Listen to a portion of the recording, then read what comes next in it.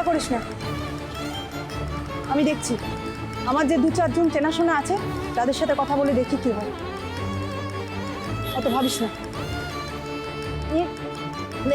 এ কত হলো গো? হ্যাঁ, কত হলো?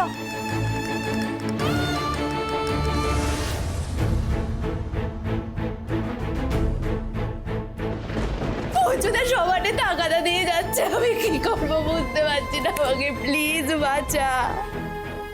রূপাই, তুই একমাত্র ভরসা, তুই যা করার করতে পারবি রূপাই। রূপাই, হলে চলে আয় মা। জেঠু, ও জেঠু, আরে কোথায় যাচ্ছে এরকম হান হান করে? পড়ে যাবে তো। আরে রূপাই না, রূপাই তো, সিঁদুর মেয়ে রূপাই তো তুই। আরে ওপরওয়ালা আছেন, আমি চিন্তা করছিলাম যে তোর সাথে কিভাবে দেখা হয়। ঠাকুর আমাকে ঠিক তোর সাথে দেখা করিয়ে দিল। কেন জেঠু, কিছু হয়েছে কি? রূপাই, তোকে আমার খুব দরকার রে রূপাই, খুব দরকার। এই রেহান, এই জল এসেছে? না মা, এখনো জল আসেনি। কি হয়েছে কিছু বুঝতে পারছি না। মা, ও মা, বাড়ির একটা বাথরুমে 1 ফোঁটা জল নেই। আজকে অফিসে গেলে আবার ঝাড় খাবো। হ্যালো হ্যালো, আপনার প্লাম্বার তো ফোনটাই ধরছে না। কি নাম্বার দিয়েছেন দাদা? না না, একটা ঠিকঠাক নাম্বার দিন। দেখে চলতে পারছি। আরে তুমি দেখে চলো, সবসময় তাড়াহুড়ো করছো। না না, আপনাকে বলছি না, আপনাকে বলতে চাইছি যে সকাল থেকে গৃহস্থ বাড়িতে জল নেই, ব্যাপারটা বুঝতে পারছেন? হ্যাঁ, আমরা তো অথই জলে পড়ে গেছি দাদা। পাম্পটা একবার দেখে আসি তো। সব কিছুর জন্য তুই দায়ী, তোর কিপটেমি দায়ী। 200 টাকার মিস্ত্রি আনলে এইরকমই হবে। একটা ভালো কন্ট্রাক্টরের থেকে যদি কাজ জানা মিস্ত্রি আনতিস তাহলে এইভাবে পেট চেপে বসে থাকতে হতো না। ঠিক বলেছেন বটে, এই কথাটা বটে একদম ঠিক বলেছে। না একটু কিপটে জাত একেবারে। যাও এবার গিয়ে সুলভ শৌচালয়তে বসে থাকো। আচ্ছা, 200 টাকার মিস্ত্রি এসে তো সারিয়ে দিয়ে গিয়েছিল। 200 ঘন্টার জন্য তোমার আবার খারাপ হয়ে গেল। এই যে নম্বর পাঠিয়েছে। তা দিয়েছে তো, ফোনটা করো না। ফোনটা না করে কি ফোন করছি তো। হ্যাঁ হ্যালো, হ্যাঁ বলছি বিপুল বাবু আপনার নাম্বারটা দিয়েছেন। আপনি প্লাম্বার নিয়ে আসছেন তো? হ্যাঁ, বিপুল বাবু কখন আসছে? বিপুল বাবু কখন আসছে? বিপুল বাবু তো রাখ, বিপুল বাবুকে রাখ। এদিকে জল তো বিপুল ভাবে বিক্রি করলো। অথচ আজকেই আমার একটা এনজিওতে ইম্পর্টেন্ট মিটিং আছে। কি মুশকিল বলো তো, ভালো লাগে? মা, তুমি টেনশন করো না, আমি বাইরের কল থেকে তোমার স্নানের জলটা এনে দিচ্ছি। এই কোথায় যাচ্ছিস? না না না, যেতে হবে না। যা, রাস্তা থেকে ভারী বালতি বয়ে আনবি নাকি? যেতে হবে না, ছেড়ে দে। আরে আমি এনে দিচ্ছি, কোনো অসুবিধা হবে না। আরে দরকার, দেখ কথা শোনে না। জেম্মাকে তেল দিয়ে এ বাড়িতে তোদের স্ট্যাটাস বাড়বে ভেবেছিস? বাড়ির চাবিকাঠি আমার হাতে। কাজের লোক ছিলিস, কাজের লোকই থাকবি। যা। ছোট কাকি, হ্যাঁ, 1 কাপ চা পাওয়া যাবে? মানে সেটুকু জল কি আমাদের আছে? সে পাওয়া যাবে, কিন্তু তারপরে যদি বাথরুমে যাওয়ার দরকার হয় সেইটা কিন্তু আমি কথা দিতে পারছি। এ বাবা, এই যে বলো। আর আমার কথাটা ভাবো, আমি যে ডেইলি মর্নিং এ একটা বিউটি রুটিন করি সেসব কিছু করতে পারবো না। মানে একটু যে মুখটা ডোবাবো আইস ওয়াটারে, হবে না। ওসব ভুলে যাও বৌমনি, আজকে কিন্তু 1 ফোঁটাও জল নষ্ট করা যাবে না। এই তুমি চুপ করো তো, এমনিতে তো কোনো কাজে লাগো না, একটা সামান্য পাম্প ঠিক করতে পারছো না? আচ্ছা, আমি কি প্লাম্বার নাকি বলো তো? ও বাবা, নার্স আর প্লাম্বার কি আলাদা নাকি? জিম্মা, সরা সরা সরা সরা। ও বাবা, ওটা এক্ষুনি সরা। এই তোর মনে নেই এই বালতিটা করে এই বাস ড্রাইভার মেয়েটা বজ্জাত মেয়েটা আমার গায়ে গোবর জল ঢেলে দিয়েছিল। সরি, নিয়ে যা। মেয়েটার জন্য মানুষ একেবারে জলাতঙ্ক হয়ে যাবে। হ্যাঁ, কি হয়েছে আমার? প্লাম্বারের কথা বলছি। সরি ছোট কাকি, আসলে এই বালতিটা ধুয়ে বাইরে রাখা ছিল, তাই ভাবলাম। না, কি ভাববি কেন তুই? ভাববি কি করে? ভাবলি কেন? হ্যাঁ, তোর মনে নেই এই বালতিটা? আমার মনে হচ্ছে কি গোবর জল নিয়ে জেরে আসছে। ওই গোবরের জলটা নিয়ে আমার দিকে দিয়ে এসেছিল না। আমার খালি মনে হচ্ছে যে এই রূপাই বলি মেয়েটা।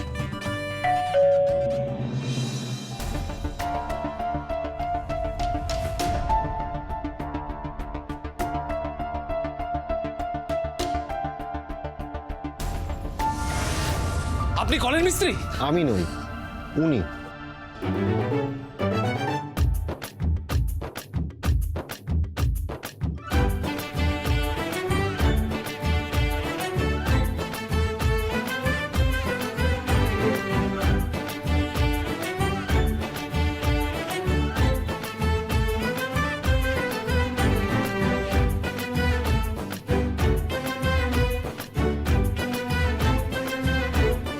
হয়ে গেল।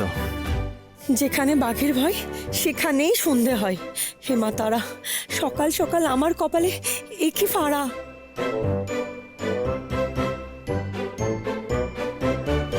আরে রূপাই, তুমি এখানে?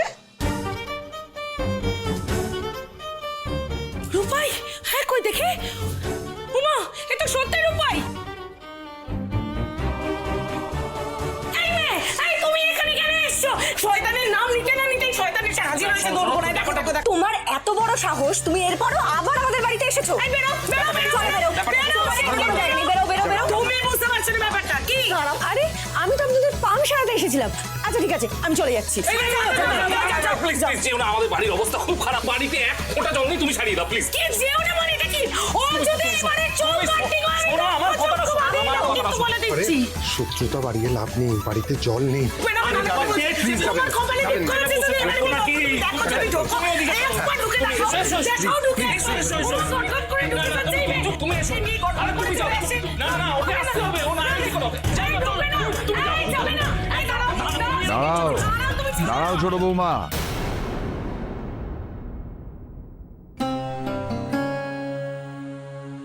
তুমি তো শুনেছি বাস টাস চালাও, কলের কাজ করতে পারবে? ওর হাত খুব ভালো। আসলে আমি আগে বাবার সাথে প্লাম্বিং এর কাজ করতাম।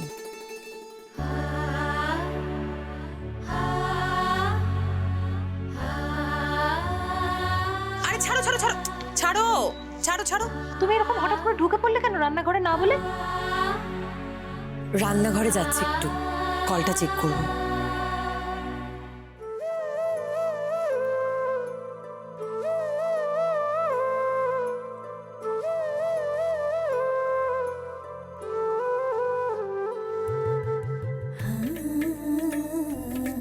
কল তো ঠিকই আছে, পাম্পে প্রবলেম মনে হচ্ছে। আমি তোমাকে নিয়ে যাচ্ছি পাম্প রুমে, চলো।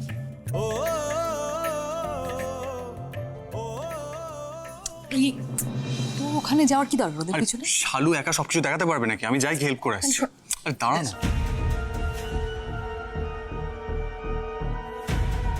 রেহান চলে গেল তো ঠিক মেয়েটার পিছু পিছু।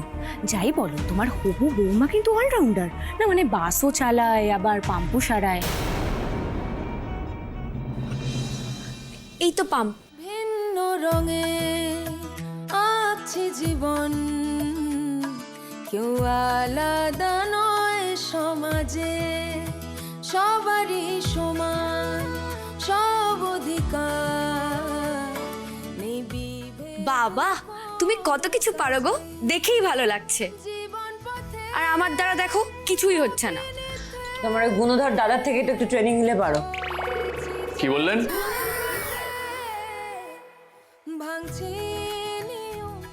কেলো করেছে, নার্সবাবু আবার পেছনে এসে দাঁড়িয়ে আছে নাকি? ওই বলছিলাম কি যে পাম্পটা তো অনেক পুরনো হয়ে গেছে।